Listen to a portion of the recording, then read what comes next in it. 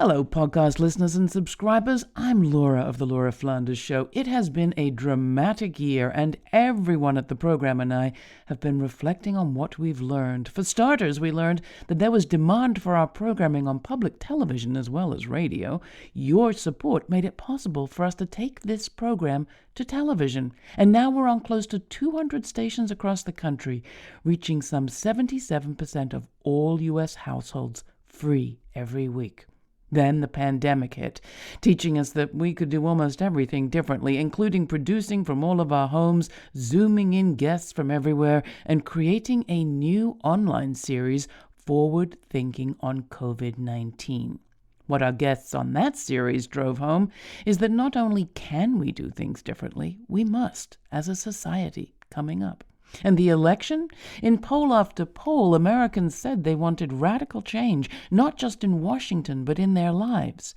How are they going to get it? Well, that's a lot less clear, especially if we wait for all the good ideas to come from Washington. In 2021, the forward-looking guests and conversations we have right here on the Laura Flanders Show are going to be more important than ever as we sort out what stands to really make a change for the better and what just kicks the can down the road to the next crisis. One thing we know for sure, we'll continue to offer our TV and radio show free to the public and ad-free, thanks to you. But we do need you to do your part. During this holiday fund drive, please consider making a donation or make it monthly by becoming a monthly Patreon partner for as little as $3 a month. Between now and the end of December, every dollar you give will be matched by a group of generous donors. The $10 or $12 or $20 you give will bring in twice that much to us. So how about it? Donate at www.lauraflanders.org/donate and think about making it monthly. Between now and December 31st, every dollar you give will be matched. Want programming that proves that another world is not just possible, but palpable? Go to lauraflanders.org/donate to give. We can't do it without you. And thanks. Now on with this week's show. Hi, I'm Laura, and this is the Laura Flanders Show, a TV and radio program that shines a light on the solutions of tomorrow today. We report on the people and movements driving systemic change from the worlds of politics, arts, and entrepreneurship. Welcome. Abolition is a synonym for freedom and for emancipation. Abolition means an opportunity for us to move away from the current criminal legal system and discover what different looks like. The morals of the US government are captured in the annual budget. If you're spending this money on LAPD, on policing, you are not spending it on the things that we know will keep communities safe. Defund the police became a rallying cry in the summer of 2020 as demonstrators flooded the streets of U.S. cities and towns demanding an end to police brutality in the wake of the killings of Breonna Taylor and George Floyd at the hands of police.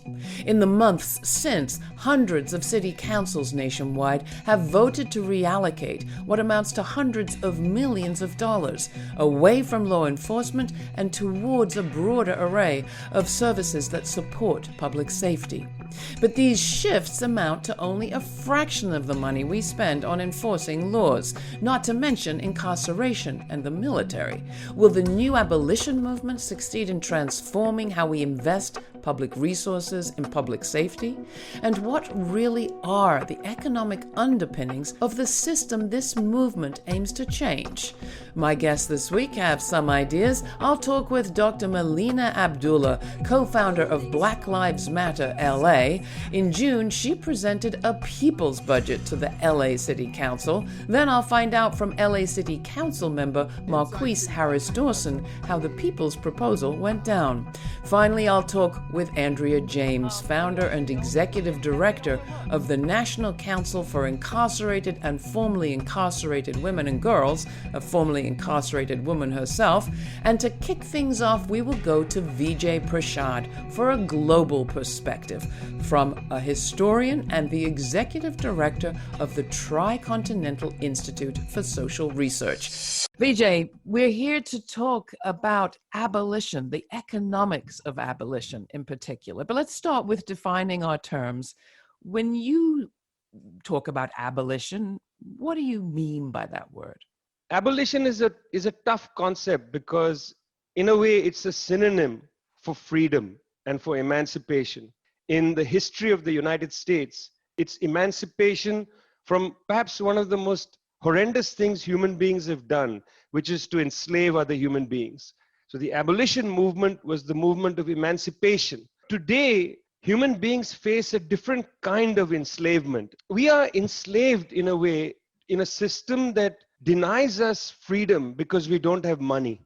And so the way I understand abolition or emancipation is we need to abolish the system that robs us of our dignity. What system would we need to abolish to emancipate ourselves in the way that you're describing? If I don't name the system, everything I've said sounds logical. Everybody should be moved by the fact that 2.5 billion people go to bed hungry at night, and of them, most of them are children, it turns out. But if I say that what prevents the hungry from getting access to food is money, and the lack of money, the dispossession of large numbers of people is a consequence of, and here it comes, is a consequence of capitalism.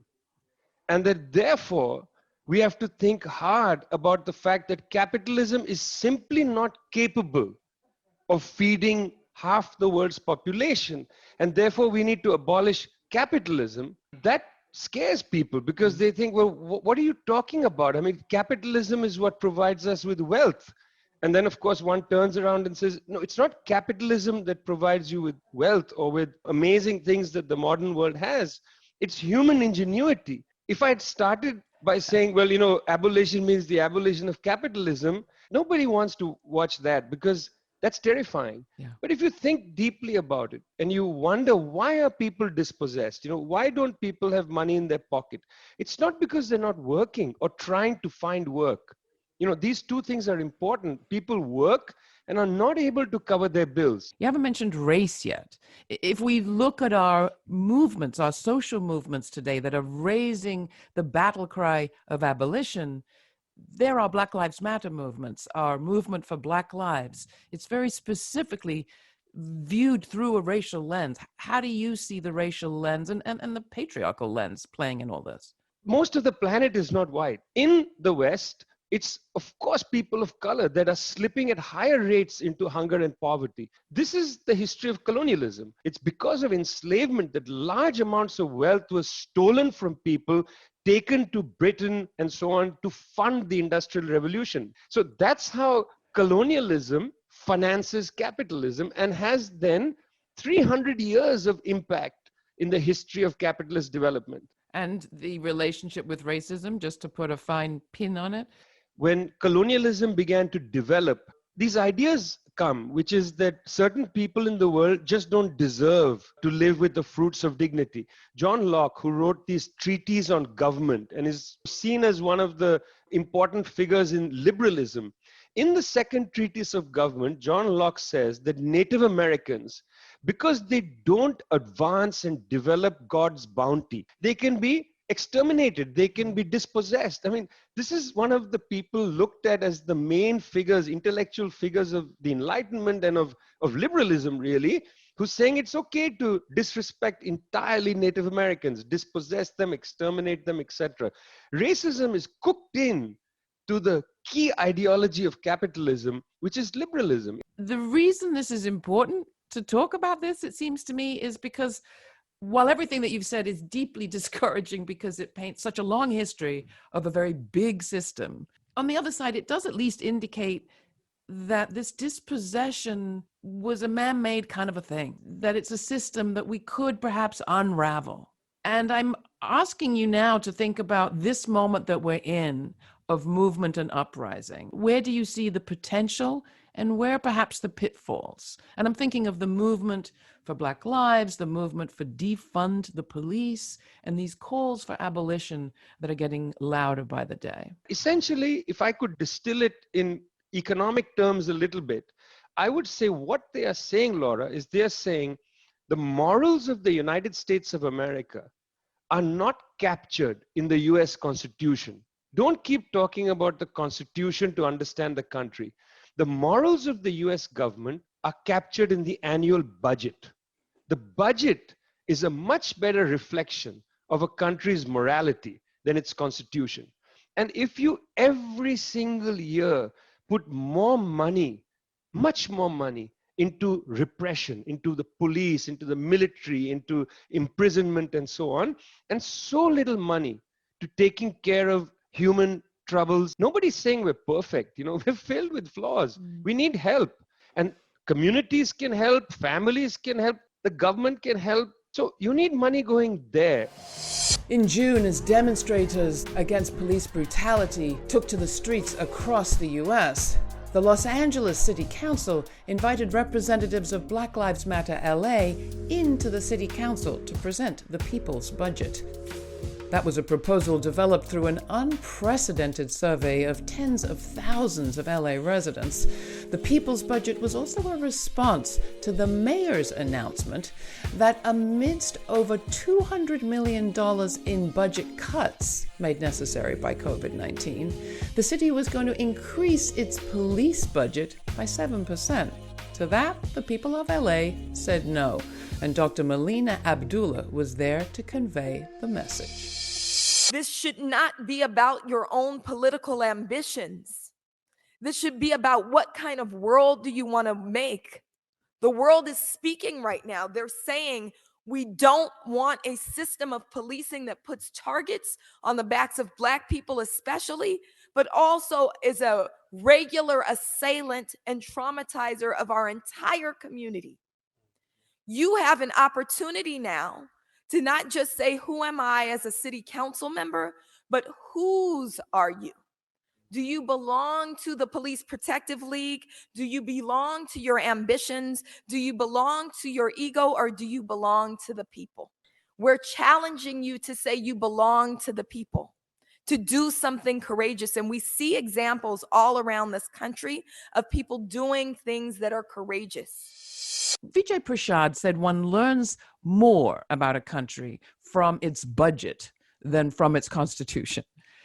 Why did you decide, with so many possibilities, body cams, all the rest, to focus on the budget of LA, in particular its police department?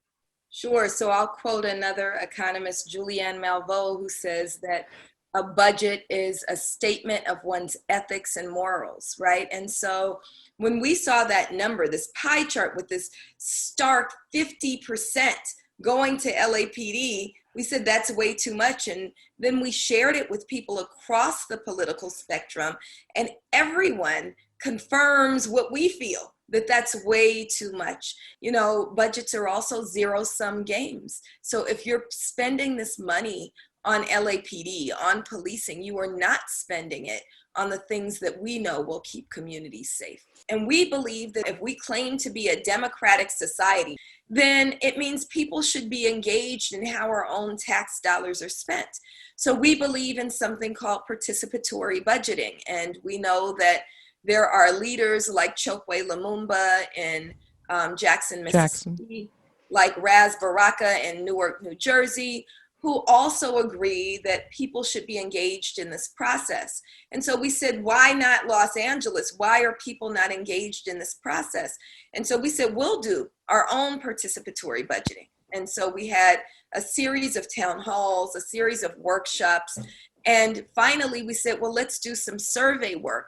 We wound up getting 25,000 responses. We're way over that now. And what we found in the survey before the murder of George Floyd, right, before defund the police was the clarion call, that they wanted to spend just 5.4% of the city's budget on LAPD, on traffic, and on prosecutions combined.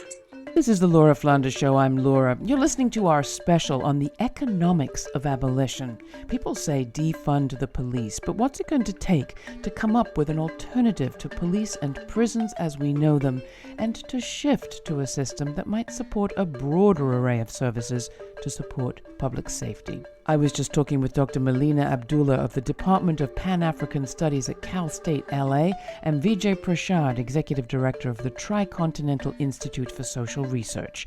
We'll hear more from them later in the show, along with Marqueece Harris-Dawson, who's a council member in the city of LA, and Andrea James, Executive Director of the National Council for Incarcerated and Formerly Incarcerated Women and Girls.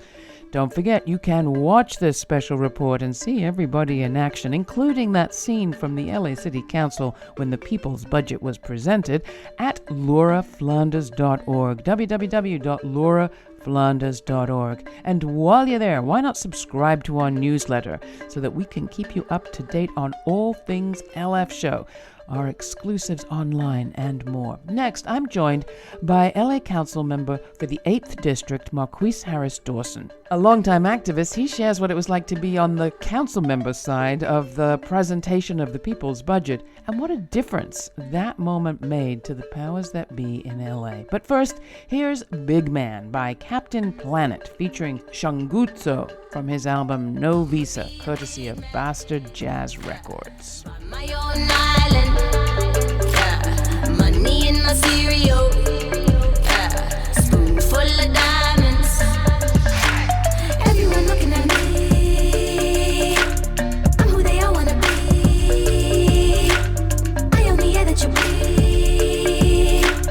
Tell you what I'm gonna be, yeah. I'ma be a big man. And then Julie Bobo, water I make it flow. Drum beat to my tempo. You jump when I say so. Black in Montenegro, Shanti in Soweto. Drum beat to my tempo. You jump when I say so. Numbers I watch them go. Wall Street I take it out. Make it rain on Skiro. Yeah. Big boss I'm in control. Some try to tell me no. Heads fell like dominoes. Yeah. What's mine is mine. What's yours is mine. My gold, my guide, my gun, your mind. I'll take you over. Snake, your cobra. You carry my load while I pray. Marqueece Harris-Dawson is the Los Angeles City Council member for the 8th District in LA. Before I was city council, I spent all of my adult life being an activist and really using all my time to advocate for improvements in quality of life for communities that I lived in, like South LA. The council district seat became open, and I always thought that we missed a lot of opportunities in city council as community activists and progressive activists, and so I pursued the seat and got the support of the voters. So describe the experience that you had as you observed the presentation of the People's Budget by Dr. Abdullah and her team. That's not your everyday event, that community activists come into the body of City Hall and make that kind of presentation with that kind of data at their back. What was different about their presentation was they were talking about the whole budget. So normally you get people that come in and talk about youth services, or they talk about the environment, or they talk about one thing, and they know their one thing very, very well. This was very ambitious because it sought to talk about the whole budget and the whole operations of the city. So the People's Budget, organizing behind it, the presentation itself, this wasn't a stretch for you to absorb the argument they were making, but I bet it was a stretch for a bunch of your colleagues, and I wanted to ask you about that. Well, I think a lot of them were stunned. A lot of them wanted to know more. They wanted to learn more. Everybody wanted to talk, which I think was the big accomplishment. Now, the conversation is good, the attention is good, but you still have to come to a vote on a real change of priorities at the level of the budget. What is that going to take? What are some of the obstacles that you face? And what do activists and maybe just regular voters need to know about the challenge that you as a well-intentioned, committed city council member face in trying to make this kind of change? Every activist and every observer should remember this when we're talking about how social change is achieved and how you move big systems. The mayor and the finance team brought to city council in April a budget that cut all of our departments by 15%, and it raised the police budget by $123 million. Budget ends up passing unanimously, even with those of us who were complaining about it, but we were so small we couldn't stop it. Literally the week after those hundreds of thousands of people hit the streets in LA, those same people came back and voted a cut of the police department. Something that was considered a political impossibility just a few weeks before. The point I make is it's the action in the streets that changes things. Again, it's important to elect good people. I say that every time I'm up to election, vote for me, I'm a good person. But what's more important is creating the conditions so that good people inside can struggle and create change. This is absolutely a moment when the world is cracked wide open. What's going to be said about this moment is dependent upon people's willingness to make Black Lives Matter, to actually create substantive change, to actually usher in substantive change, to actually listen when we say our priorities are making sure that the universal needs of people are met. We live in a world of abundance. There should be housing for everyone, clean food for everyone, a clean environment for everyone. And so we can have those things. As we struggle to reimagine public safety, the system also attempts to entrench itself. So, here in Los Angeles, the mayor attempted to say, oh, reimagine public safety, steal our words, and then charter a new permanent bureau for LAPD. And it's important that we said, no, that's not what we mean, and that we outed him for it, and that we're pressing him on it, and that we're making sure that the $250 million that was pledged actually goes to things like housing and mental health and all of the other resources that we've talked about. So yes, just because we say it doesn't mean it'll get done. The struggle is constant, right? Angela Davis says that freedom is a constant struggle. And so we cannot let up for a moment because they won't let up for a moment. The struggle to come up with an alternative to police and prisons as we know them now has been largely informed and led by people with first-hand experience with the current system. People like Andrea James. She's the founder and executive director of the National Council for Incarcerated and Formerly Incarcerated Women and Girls, and her activism began when she was doing 2 years inside while one of her children was still very young. It was inside that you started organizing and working with other incarcerated women and their families in a way to kind of change the story of what the issues are that get people incarcerated and what they need in their lives. Today, you organize an annual conference. You just held it this year, virtually, Free Her. Tell us a little bit about the issues that the thousands of women and girls you bring together for that conference face. What are the issues that they face in their lives? The women that helped to shape that conference are formerly incarcerated women and currently incarcerated women. Everything we do includes our sisters inside to help to shape and to give a platform to their voices and to their work. We consider ourselves to be the experts, as well as academia, as well as researchers, as well as policy people. We're asking the question and we're coming up and implementing the ideas around what different looks like to really dig deep, demonstrate to the general public about the true stories behind the lives of these women who are on a prison bunk, and how it is a continued injustice to use incarceration at all, as we are abolitionists, to solve problems that are really social justice, social issues that need to be addressed, and much more fiscally responsible for us to take a different approach than the billions of dollars we continue to spend every year to cycle people in and out of incarceration and preclude them post-incarceration from being able to get involved and engaged in economics again. What difference do you think the pandemic is making to this discussion around economics and investment and abolition? Laura, it's absolutely heartbreaking. We have turned from a policy organization working on abolitionist principles to literally a mutual aid organization. What we're finding is that we have been reaching out to the mayor, to the governor, to our legislators, and we have been met with absolute silence. And so we have had to take it upon ourselves to use our own general operating budget to now figure out how to reorganize ourselves financially to support and shore up women with children in homes with absolutely no resources. If you were suddenly governor, if you were suddenly mayor, what would you be spending on instead? I would do a mass clemency in the Commonwealth of Massachusetts. 50% of our incarcerated population in the Commonwealth of Massachusetts are elderly people. That would be the first group of people, pregnant women, women with children who are turned into the child welfare system, which now currently mirrors our criminal legal system, to provide them with clemency. And the other thing that I would do is I would develop more things like we've created. With no state funding, with no contribution from the city, we have just created the first transitional house that was started and led by formerly incarcerated women. Kimya's house is a transitional home, long-term. Our women come out, they're lucky if they get a month somewhere.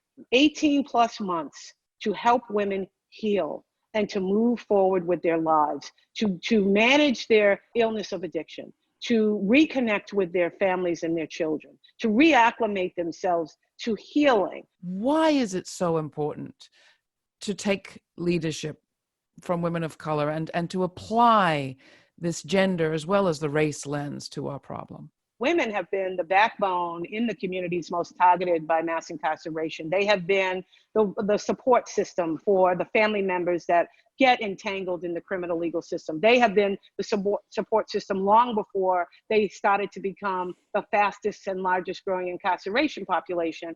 They were the ones that were also the reentry support services for their families. And this goes back in Black communities through slavery.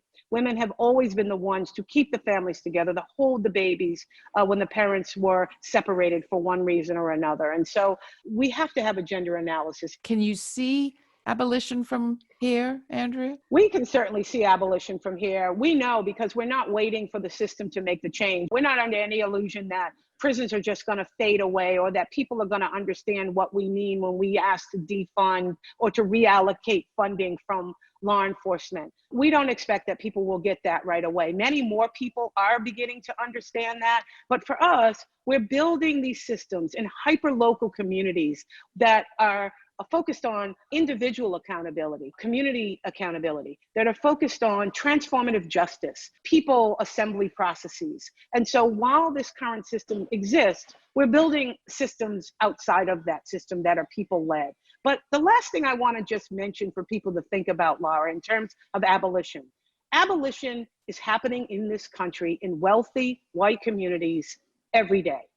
The response and the difference in the response to wealthier people in this country and white people in this country from wealthier communities is very different in the criminal legal system than the response in Black and brown communities. And that response that wealthier, whiter communities receive, it's a form of abolition. If people think about some of the breaks that they've received because of who they are, or who their families are, or what community they live in, or when they weren't arrested because, or when something was swept under the rug. Our governor's own son has a case that we have no idea what happened to. If that had been a Black and brown person or Black and brown person from Roxbury, he or she would be in prison right now. So asking governors to give clemency to sick and elderly women in the Commonwealth of Massachusetts and other places that have been buried in prisons for decades is not asking a lot, because it's a system that already exists in this country. Abolition exists. We're just asking that it be provided as an opportunity across the board. People who work in policy forget, I think, sometimes that we're talking about human beings. And, even when they bring people to testify before their committees and so on, they bring them as caricatures. I need you to say this in order for my bill to do that. No, listen to people. Can we sort of pledge to take humanity, other people's humanity seriously? My hope, my prayer, my faith, my work is committed to making sure that you ask about 20 years from now, that 20 years from now, when all of my children are grown, right, that they live in a place where our humanity is valued, the humanity of all people is valued, that everyone has all of what they need and most of what they want. One of my favorite books is Freedom Dreams, and what he challenges in that book is for us to steal back the time that we have to vision. And in our vision, we need to remember that the most radical visioning that we can do is visioning that's grounded in love and justice and freedom. And so I think that if we do that work, 20 years from now, we'll realize it.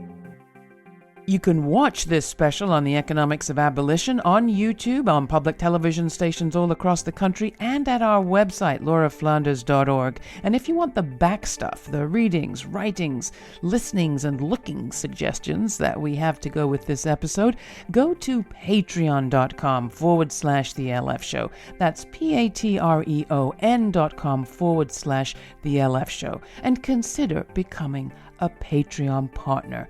Our year-end holiday fund drive is in full swing. We're about halfway there, halfway through the drive, and halfway to our goal. We have a match going, put up by a coalition, a group of generous donors.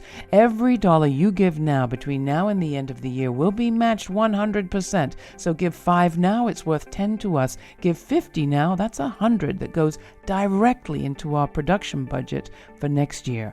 Members give us the support we can rely on and enable us to keep our programming going free as a podcast and to radio and TV audiences around the country without commercials. It isn't free to produce. We pay our bills with your help. You can become one of our precious Patreon partners. And say that 3 times quickly without popping, at patreon.com/The LF Show. That's patreon.com/The LF Show. This holiday season, our Patreon partners are getting an uncut version of my interview with Vijay Prashad of the Tricontinental Institute for Social Research. He doesn't speak in person enough in this country. He's very well known around the world. It broke my heart to cut the interview down for broadcast, but we had to do it. But our Patreon partners can see the full thing at patreon.com/The LF Show. In addition, this season, our partners are hearing my full interview with Dr. Olajide Williams, the founder of Hip Hop Public Health, and a whole lot more. We're making it all available to people who subscribe at any amount monthly. So join us, join them. Patreon.com/The LF Show. It is the easy, speedy way to send a trickle of support to us every month, and together that becomes a stream of new programming. To find out more, go to patreon.com/The LF Show. Help us reach our year-end goal. We're almost there. Be the one to get us across the finish line. And from the entire team here at the Laura Flanders Show, thank you, and have a happy and safe holiday season. Stay kind, stay curious. I'm Laura.